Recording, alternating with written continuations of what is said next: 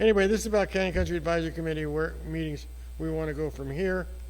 And I want to apologize to everybody, because for the past 5 minutes, we were trying to locate an equipment problem with our audio recordings. It was just driving us buggy.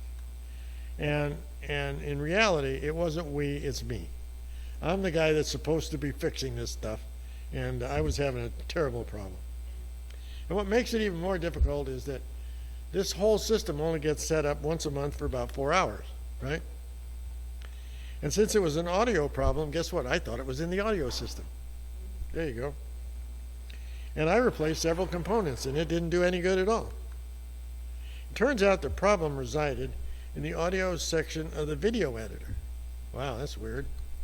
And it turns out the problem manifested itself from the old days, because when we first started doing this, there was a discussion of how to keep audio and video in sync, particularly if you were using Sony equipment, which varied the frame rate if things were coming through quickly.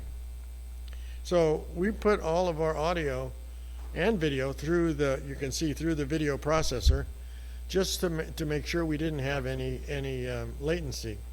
And we didn't, so we thought we were doing good, but we were I don't know. Anyway, so this was leftover concerns from keeping the audio and video in sync. And we do record all these meetings 5 ways.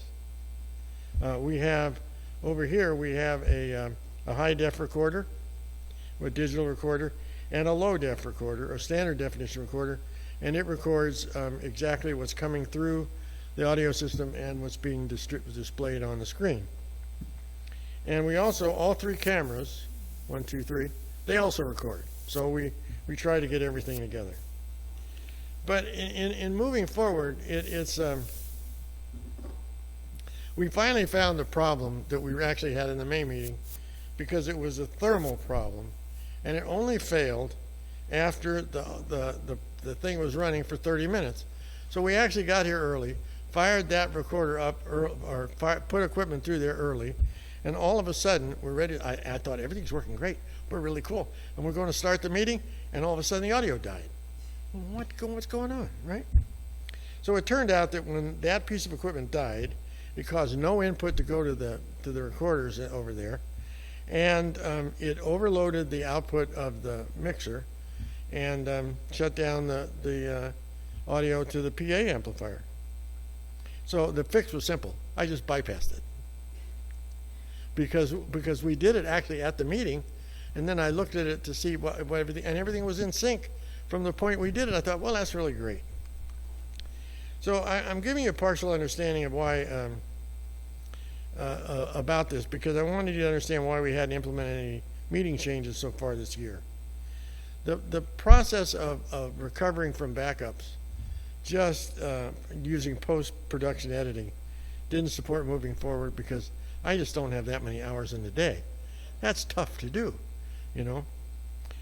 So what we're ready to move forward, and live streaming demands that we have audio and video equipment that's 100% functional, and I believe we do now. But we're going to need some additional equipment and headcount. So here's what we're planning to do. Because live streaming and virtual online presenters will permit us greater flexibility in bringing information to the public. That's what we were discussing a little bit ago. We tried this once at the beginning of COVID. It just didn't, it didn't feel, I don't know, but we actually had all of the city council candidates talking to us on Zoom. Then we took the output of Zoom, fed it in the editor. We were in a different room. We had cameras on us, and we fed it in the editor. We were mixing all this together. So it is possible to do. And we would be able to have debates and forums even if the participants were not physically here. And that works good for state and federal elections, because most of the time in the middle of the week, they're not here. They're in Washington or in Sacramento. So we're looking to become the place where the community gets its real news from. That's what we really would like to be.